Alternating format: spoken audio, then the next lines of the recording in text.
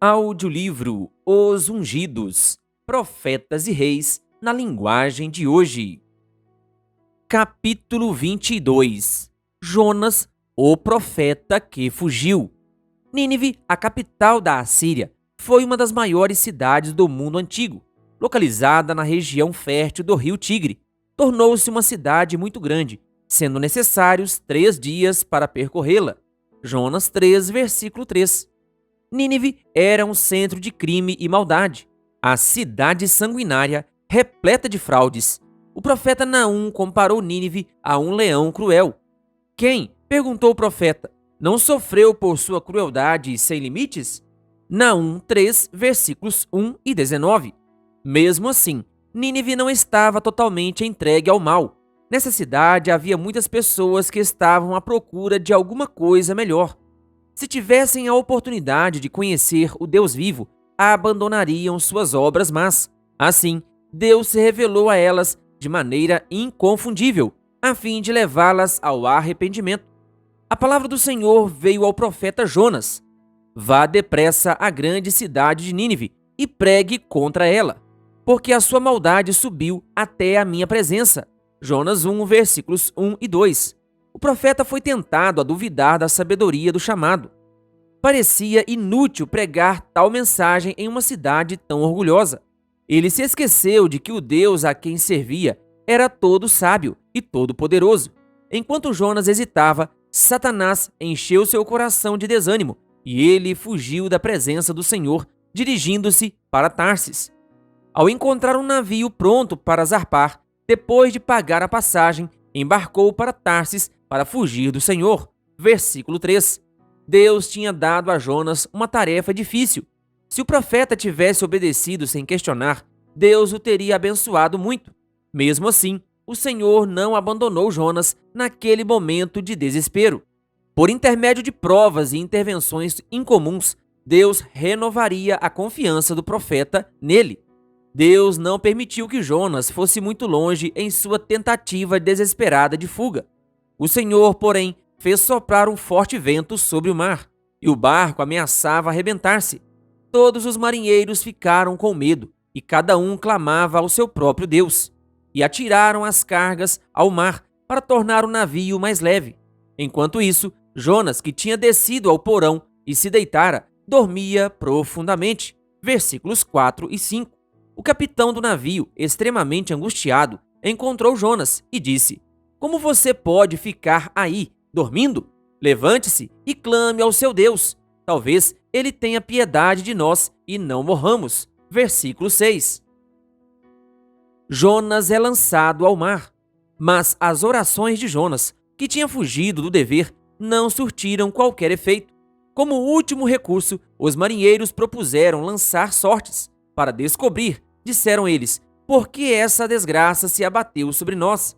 Lançaram sortes, e a sorte caiu sobre Jonas. Por isso lhe perguntaram: diga-nos, quem é o responsável por esta calamidade? Qual é a sua profissão? De onde você vem? Qual é a sua terra? A que povo você pertence? Ele respondeu: eu sou hebreu, adorador do Senhor, o Deus dos céus, que fez o mar e a terra. Então os homens ficaram apavorados, pois sabiam que Jonas estava fugindo do Senhor, porque ele já lhes tinha dito. Visto que o mar estava cada vez mais agitado, eles lhe perguntaram: o que devemos fazer com você para que o mar se acalme? Respondeu ele: peguem-me e joguem-me ao mar, e ele se acalmará. Pois eu sei que é por minha causa que esta violenta tempestade caiu sobre vocês. Em seguida, pegaram Jonas e o lançaram ao mar enfurecido, e este se aquietou.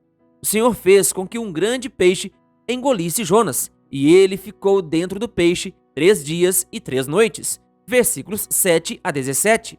Lá de dentro do peixe, Jonas orou ao Senhor, ao seu Deus. Ele disse: em meu desespero clamei ao Senhor, e ele me respondeu. Jogaste-me nas profundezas, no coração dos mares.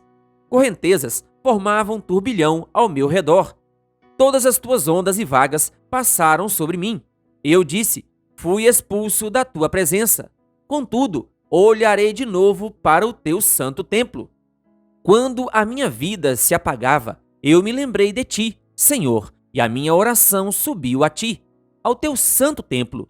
O que eu prometi, cumprirei totalmente. A salvação vem do Senhor.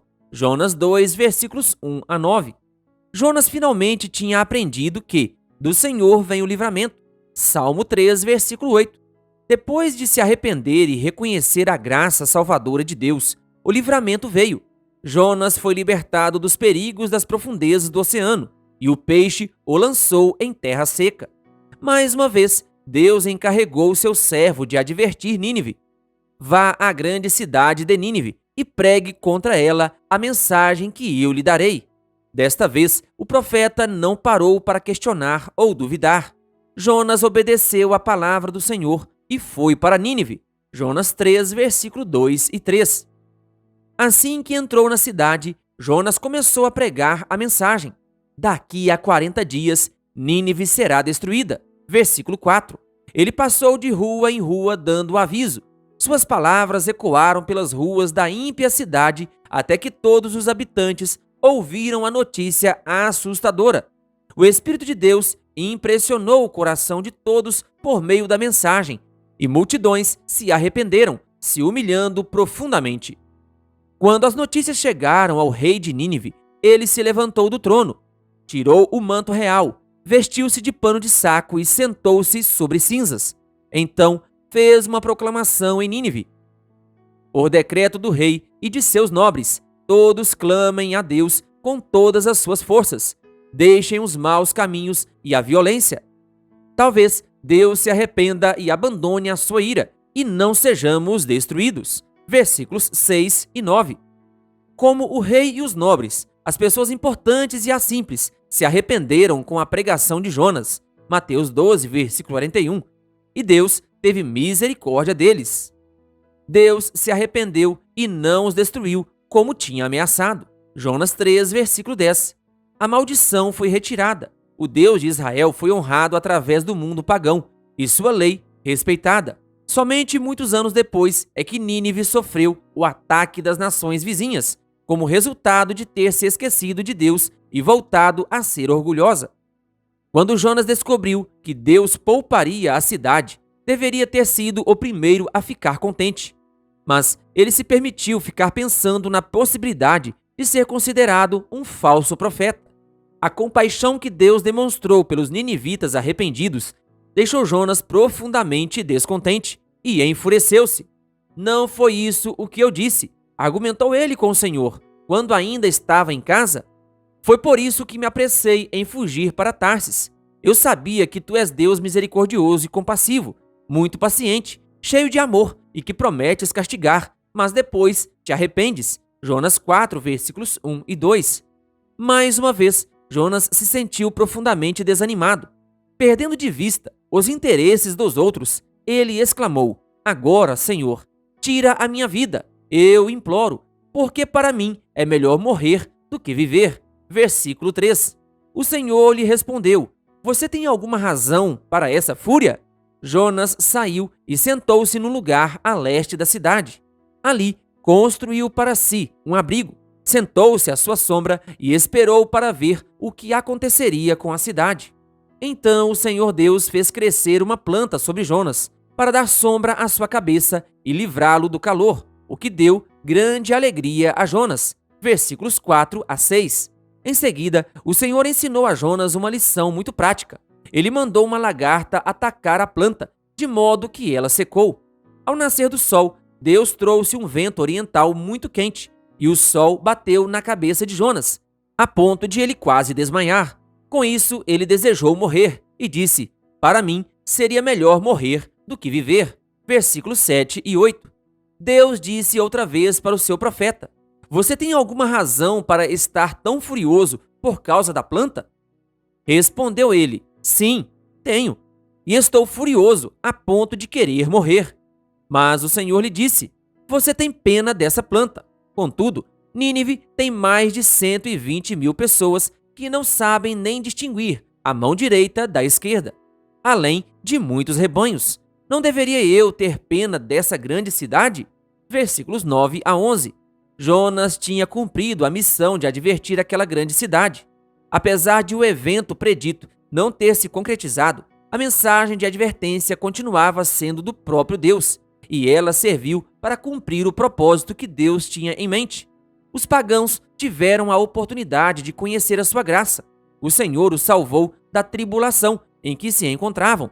Ele os tirou das trevas e da sombra mortal. Ele enviou a sua palavra e os curou e os livrou da morte. Salmo 107, versículos 13, 14 e 20.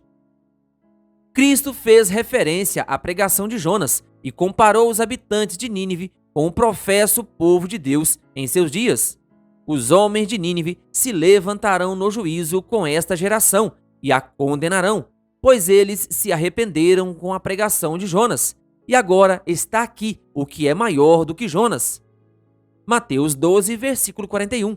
Cristo veio ao mundo ocupado, onde as pessoas estavam procurando conquistar tudo o que pudessem para si mesmas.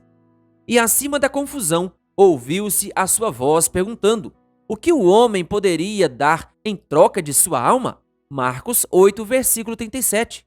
Os dias de Jonas e os nossos dias. Assim como o povo de Nínive, as cidades hoje necessitam conhecer o verdadeiro Deus. Os representantes de Cristo devem mostrar aos pecadores que existe um mundo superior. De acordo com a Bíblia, a única cidade que permanecerá para sempre é a que foi planejada e construída por Deus. Por meio de seus servos, o Senhor Jesus está convidando homens e mulheres a garantirem a herança imortal. Praticamente todas as cidades são ocupadas pelo aumento constante da maldade. A cada dia surge uma nova forma de atrito: suborno, fraude, violência, desrespeito à lei, indiferença com o sofrimento humano e destruição brutal da vida humana. A cada dia acompanhamos o aumento da loucura, do assassinato e do suicídio. As pessoas se orgulham do progresso e do conhecimento do século atual, mas, aos olhos de Deus, a terra está cheia de crime e violência. Muitos declaram que a lei de Deus foi anulada, e é justamente por isso que uma maré de males está inundando o mundo.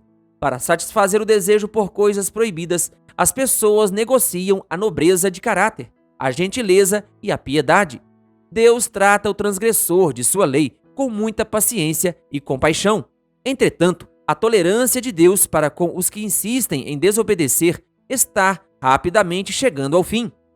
Ninguém precisa ser apanhado de surpresa pela mudança repentina na maneira de o Supremo Governador tratar os habitantes do mundo caído.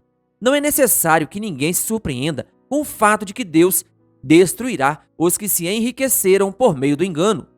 Muitos, porém, têm escolhido se colocar ao lado do originador de toda rebelião contra o governo do céu. A paciência de Deus tem sido tão grande que ficamos maravilhados. Por sua misericórdia, o Todo-Poderoso tem adiado o momento de se revelar ao mundo como juiz.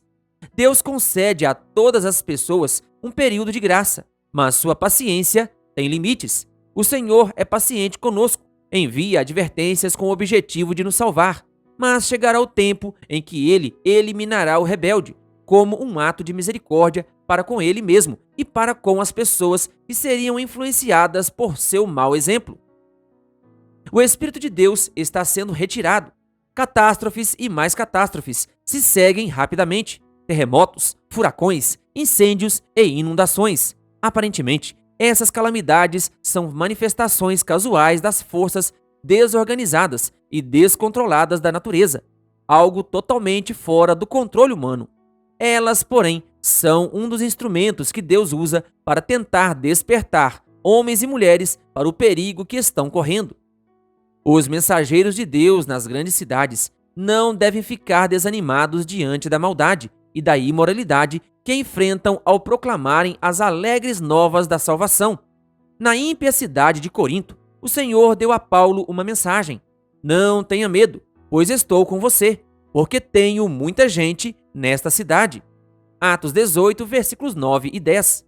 Em cada cidade, há muitos que, se corretamente ensinados, podem aprender a se tornar seguidores de Jesus. A mensagem de Deus para os habitantes da terra hoje é: assim também vocês precisam estar preparados, porque o Filho do Homem virá numa hora em que vocês menos esperam. Mateus 24, versículo 44.